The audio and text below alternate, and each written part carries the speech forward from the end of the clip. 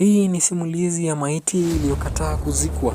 Simulizi ambayo inajikita nchini Kenya katika kijiji kimoja.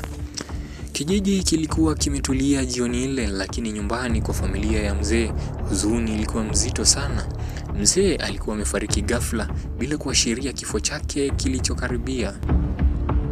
Familia ilikusanyika, kila mmoja akiwa ameshikilia machozi kwa unyenyekevu, kila pumzi ikibeba huzuni isiyoeleweka. Jeneza ilikuwa tayari likichanganya huzuni na harufu ya mafuta kidogo, tayari kuondoka nyumbani kwa mtu aliyepoteza maisha yake. Ndani ya nyumba watoto walikaa kando, macho yao yakijaa shaka, kutoelewa, huku wazee wakiangalia kwa utulivu. Kila kitu kilikuwa tayari, lakini pale walipojaribu kuinua jeneza walishangaa. Mwili ulikuwa mzito zaidi ya nguvu za kawaida za mwanadamu.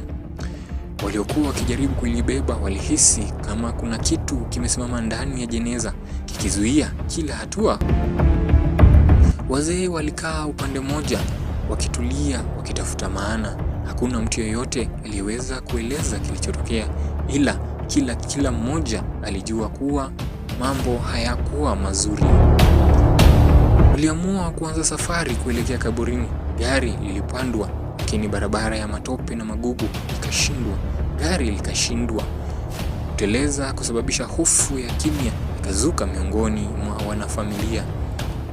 Hakuwa na kilio au kicheko, usemi ukageuka kuwa wa huzuni. Woga ukakithiri miongoni mwa wanafamilia. Kila mmoja alijua kwamba jambo hilo halikuwa la kawaida. Familia ilijaribu tena siku iliyofuata. Hata hivyo, hatua baada ya hatua, jeneza halikwenda. Wakakaa chini wazee, wakazungumza kwa sauti ya chini na wakasemezana, wakasikizana, mwili huo hauwezi kuondoka mpaka kila jambo lisilokamilika liwekwe sawa. Je, ni jambo gani ambalo linaweza sababisha jeneza kukataa kuondoka?